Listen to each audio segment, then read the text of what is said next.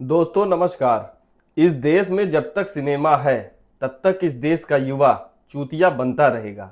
ये बात gang of Wasseypur में एक कैरेक्टर रहे रामधारी सिंह ने कही थी। ये बात मुझको आज एकदम सही लगी जब मैंने धुरंधर मूवी देखी। धुरंधर मूवी दोस्तों एक पूरी तरीके से प्रोपोगेंडा मूवी है। इस मूवी में सबसे खास बात यह दिखाई गई है, पूरी मूवी जो है वो नरेंद्र मोदी के चेहरे के इर्द गिर्द रख के रची गई है, बस बनाई गई है। अच्छा, एक चीज बताइए, इस मूवी का सबसे खास मुद्दा यह दिखाया गया है कि नरेंद्र मोदी जब से आए हैं तब से इस विश्व के और इस देश के सारे मुसलमान बहुत परेशान हैं, बहुत बहुत दिक्कत में सब चल रहे हैं। हालांकि हमारे देश में चाहे 5 किलो राशन पे पूरा देश चल रहा हो, उससे कोई दिक्कत नहीं है, वो मोदी जी का मास्टर स्ट्रोक हो जाएगा। लेकिन मोदी जी का ऑरा इतना बड़ा करके इस पिक्चर में दिखाया गया है, ठीक है, कोई दिक्कत नहीं है। लेकिन नरेंद्र मोदी जी की पार्टी में और भी बहुत लोग हैं, उनका ऑरा क्यों नहीं दिखाया जाता है? सिर्फ नरेंद्र मोदी ही सब कुछ कर देते हैं, बाकी कोई कुछ नहीं करता। चलिए ठीक है, मान लिया।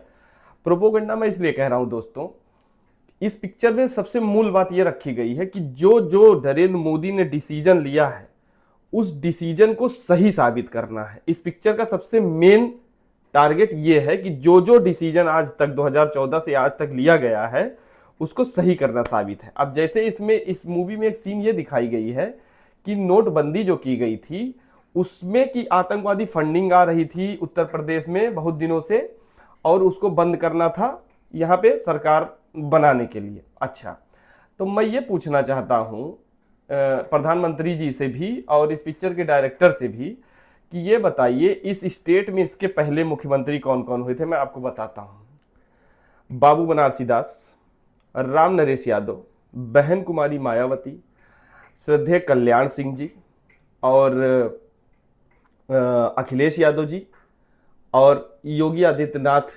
2017 से हैं आज तक। इतने सारे चीफ मिनिस्टर्स हुए, तो ये सब क्या आतंकवादी पैसों से हो गए थे? खाली आप ही लोग ईमानदारी से जीतते हैं चुनाव, जबकि पूरे तरीके, एक बात ये समझ लीजिए, राजनीति का स्तर इस सरकार ने और इस पार्टी ने इतना गलीच कर दिया, इतना गंदा कर दिया है कि आप देखिएगा इस देश में आने वाले समय में कैसे क्या होगा भगवान ही जाने। और इस पिक्चर की टाइमिंग देखिए कि ये टाइमिंग कितनी अच्छी है कि जब बंगाल में, केरल में और 2-4 स्टेट्स में चुनाव है उसी वक्त मूवी रिलीज की गई है, क्योंकि मोदी जी के इर्द गिर्द ही रख के बनाएगी। मोदी जी का ऑरा बहुत बड़ा दिखाया गया है। चाहे मुस्लिम कंट्री से ही तेल और गैस आए तभी इस देश का चूल्हा जले, उससे कोई परवाह नहीं, लेकिन मोदी जी हैं तो सब मुमकिन है। अच्छा, दूसरी बात इसमें दोस्तों मैं ये कह रहा हूँ, जो लोग आज इस पिक्चर को देखकर ये खुशी मनाएंगे कि चलिए भाई मुसलमान और मोदी एक दूसरे को अपोजिट कर दिया गया, हिंदू मुसलमान किया गया, तो आज हिंदू बहुत खुश है इस पिक्चर को देख के। लेकिन एक दिन आप याद रखिएगा, ऐसी ही एक पिक्चर बनेगी कि हमने बैकवर्ड क्लास का आरक्षण कम किया, तो उस पर एक पिक्चर आ जाएगी कि वो भी मोदी जी का एक मास्टर स्ट्रोक था। हमने यूजीसी लागू किया, तो उस पर भी एक मूवी आएगी स्पेशली, वो भी मोदी जी का मास्टर स्ट्रोक होगा। तब हम लोग आपसी जातियों में बंटकर इस चीज को एंजॉयमेंट करेंगे। जिसके खिलाफ होगा वो दुखी होगा, जिसके फेवर में होगा वो खुश होगा।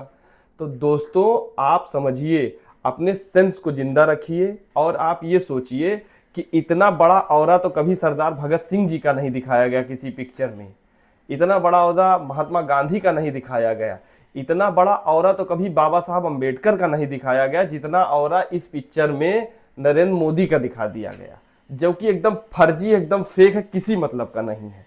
क्योंकि जो भी आदमी जरा सा भी जानकार है, समझदार है, लिखता पढ़ता है, व्हाट्सएप यूनिवर्सिटी से बाहर की चीजें जानता है, उस व्यक्ति को पता है कि पूरी पिक्चर प्रोपोगेंडा पे आधारित है। अब प्रोपोगेंडा के अंदर एक प्रोपोगेंडा दिखाता हूं, आपको बताता हूं।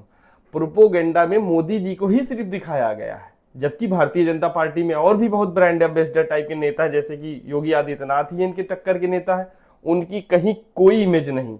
बल्कि जो उस समय डीजीपी था मोच वाला, उसका नाम नहीं याद आ रहा, उसको दिखा दिए हैं, लेकिन इनको, योगी जी को कोई जगह नहीं मिली, राजनाथ सिंह को कोई जगह नहीं मिली और किसी को कोई जगह नहीं मिली, ओनली फॉर नरेंद्र मोदी बस। अब आप ये समझिए कि इस देश में काम धाम से नहीं, हम लोग जो तेल खरीद रहे हैं वहां ईरान और चाइना की युआन से तेल की, अब वहां से जो हार्मुज से तेल निकल रहा है उसमें चाइना की युआन करेंसी से परचेजिंग हो रही है, अब डॉलर की बदले। बताइए वो लोग कहां काम कर रहे हैं और हम लोग कहां काम कर रहे हैं? हमको तो बस अपने देश में चुनाव लड़ना है, चुनाव जीतना है, सबको यही सब यहाँ होना है, देश के अंदर में लड़ाई चलेगी, बाहर हम लोग कुछ नहीं कर पा रहे हैं। तो भैया इस देश में आप लोग पढ़िए लिखिए, कोई भी चीज़ देखिए तो बिल्कुल एकदम एक्सपेक्टेड, मतलब जवाब उस पर रेस्पॉन्स मत करिए, उसके बारे में तुरंत जानकारी कीजिए। आजकल गूगल जेमिनाई एआई का ज़माना है, पढ़े लिखे लोग हैं आप लोग तो बहुत ध्यान से, क्योंकि युवाओं के कंधे पे देश टिका है। युवा अंधेरे में रहेगा तो ये देश बर्बादी की तरफ बढ़ जाएगा दोस्तों। इसी के साथ मैं अपनी वाणी को विराम देता हूँ। राधे राधे, नमस्कार, जय श्री